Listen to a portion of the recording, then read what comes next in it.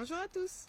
On se retrouve aujourd'hui avec la lettre qui ouvre le livre 3 des lettres à Lucilius de Sénèque. C'est la lettre 22.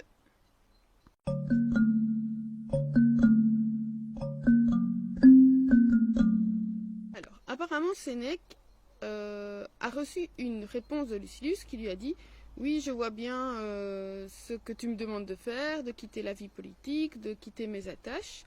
Donc je sais que je dois le faire, mais le problème c'est comment y parvenir. Donc ça, je ne sais pas trop comment m'y prendre. Est-ce qu'il faut faire ça brutalement ou de façon plus subtile ?» Alors il lui dit, mais parfois, il faut attendre d'être dans l'action pour savoir ce qu'on doit faire. Il donne l'exemple du médecin, et évidemment le médecin ne peut pas prescrire à l'avance le traitement qu'il donnera à son patient s'il ne l'a pas encore consulté, donc s'il ne l'a pas encore examiné. Donc la décision se prendra à ce moment-là. De même, il parle du gladiateur. Le gladiateur, il peut se préparer à différentes éventualités quand il va combattre, mais la véritable décision, il la prendra à ce moment-là, dans le combat, en fonction de ce qu'il rencontre comme situation. Et donc ici, il dit, moi je peux te donner des conseils par écrit, ou même oralement, mais l'application en elle-même, elle ne se fera que sur le terrain, quand tu y seras et que tu devras prendre la décision. Alors à ce moment-là, il faudra être vigilant au moment où on a la possibilité de prendre cette décision-là. Donc il faut être vigilant, pas seulement attendre simplement, il faut être vigilant. Et dès que l'occasion de pouvoir sortir de cette situation apparaît, il faut la saisir. Donc il ne faut pas la laisser passer, il faut vraiment sauter dessus.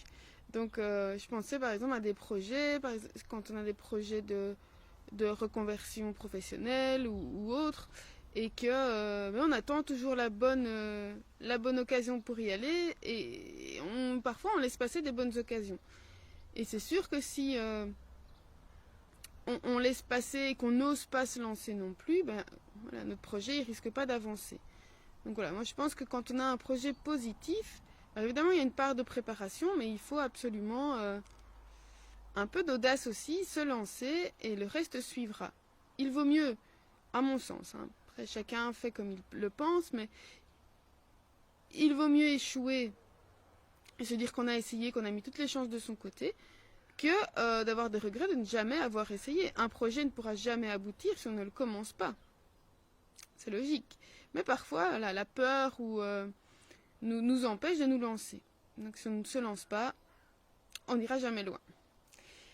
Alors, il lui dit, donc tu dois quitter cette vie que tu mènes, cette vie politique, tu dois la quitter, mais est-ce que tu dois le faire de façon brutale ou pas? C'est à toi de voir. Il dit non, moi je pense que tu devrais le faire de façon plus douce parce que ça a l'air de t'inquiéter.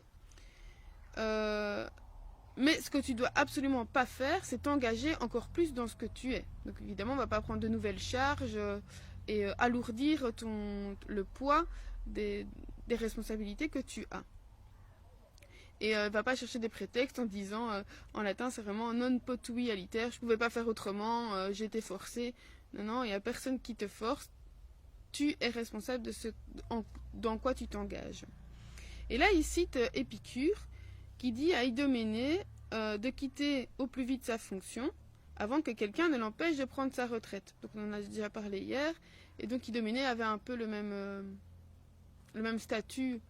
Enfin, voilà, au niveau politique c'est différent, mais le même statut que Lucilius. Il avait une place importante, et Sénèque, Épicure lui avait dit, mais non, quitte-la maintenant avant que tu ne puisses plus le faire. Mais il faut le faire en temps opportun, donc c'est vraiment saisir l'occasion quand l'heure est là. Alors là il donne un exemple épicurien qui effectivement l'encourage à peut-être attendre le bon moment, et Sénèque dit, mais alors qu'en est-il des stoïciens? Alors les stoïciens, on peut penser qu'ils ont une philosophie un peu plus dure, plus stricte, en disant non, tu dois prendre le problème à bras le corps, tu dois être courageux, et tu y vas, tu retranches tout d'un coup, voilà. Il faut du courage. Mais Sénèque dit que, bien que les stoïciens soient courageux, ils sont aussi tempérants, en disant, voilà, on n'est pas non plus des brutes, parfois il faut plus de temps, et il dit ici que il faut effectivement avoir voilà, faire des efforts, je cherche les mots, faire des efforts, mais seulement si ça vaut la peine. Donc par exemple, en ce qui concerne la politique, voilà, Lucilius, tant que Sénèque a bien fréquenté la politique, donc il sait ce qu'il en ressort, surtout à cette époque-là. Il dit quand tu auras vu tout le sordide, tout ce qui est mauvais dans ce milieu-là, tu vas te retirer, ne te retourne pas. C'est comme si on se retirait petit à petit à reculons pour rejoindre la sécurité. Alors, il dit, en fait, peut-être que tu ne veux pas partir parce que tu quitterais quelque chose, tu quitterais à regret quelque chose qui te plaît. Et souvent, il dit que souvent les gens se plaignent de quelque chose qu'ils ont eux-mêmes recherché. Et qu'en fait, ils vont s'attarder dans cette situation, alors que si on les écoute, cette situation ne leur apporte que des tourments et de la gêne. Ça m'a fait penser alors plusieurs choses, hein, mais entre autres aux réseaux sociaux. Donc par exemple, les gens qui se plaignent que sur Facebook ou autre, les gens racontent n'importe quoi, c'est que des fake news et tout ça. Alors qu'on le sait, si on va, imaginons, je prends la décision d'aller sur Facebook, je sais que je vais rencontrer des gens qui racontent n'importe quoi. Donc pourquoi est-ce que je vais aller m'en offusquer? Je le sais, je dois me préparer à ça. Ça m'a fait penser à Marc Aurèle qui disait, voilà, le matin, quand je vais me promener, enfin quand je quitte mon palais, je sais que je vais rencontrer tel gênant, nous on dit un gênant, quelqu'un qui va m'importuner, quelqu'un qui va être en colère, voilà. Pourquoi est-ce que ça se passerait autrement que comme d'habitude? Et si je vais au bain, donc imaginons on va aller, maintenant on peut pas y aller, mais si on va à la piscine, on doit s'attendre à être mouillé, on doit s'attendre à avoir des gens qui crient et tout ça. Donc il ne faut pas s'en étonner quand on est là et s'en plaindre.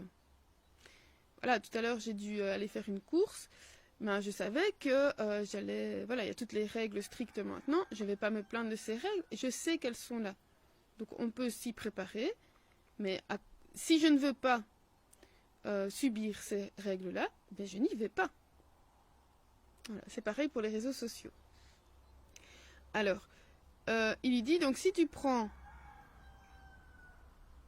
le temps, donc si tu veux prendre le temps de régler tes affaires, pour ne pas quitter brutalement tout ce à quoi tu tiens pour le moment, c'est ok. C'est ok pour les épicuriens, c'est ok pour les stoïciens aussi, mais il ne faut pas profiter de ce temps-là pour noter et pour essayer d'apporter plus de choses avec toi, donc soit des richesses ou des connaissances. Si tu fais ça, donc si tu prends ce temps pour soi-disant quitter ce milieu et que tu mets à profit ce temps-là pour justement te rapporter plus de choses, mais tu n'en sortiras jamais. Il dit, donc ici il reprend une phrase de Zénon qui serait qu'il faut vraiment pouvoir se défaire de ses bagages, un peu se retrouver comme le naufragé, débarrassé de tout ce qui nous encombre.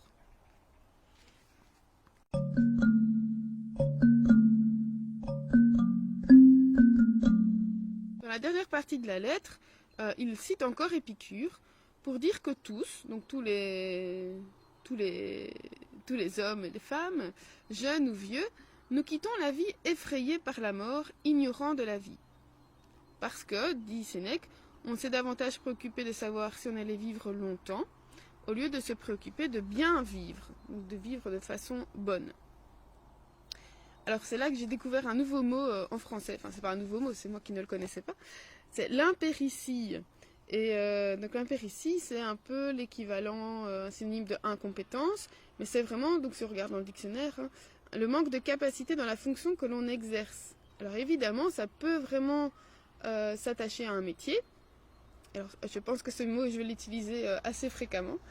Mais ça peut, alors quand on le prend par rapport à la vie, c'est hyper intéressant parce qu'on se dit, voilà, ça veut dire que je ne suis pas prêt à vivre ce pourquoi je suis là.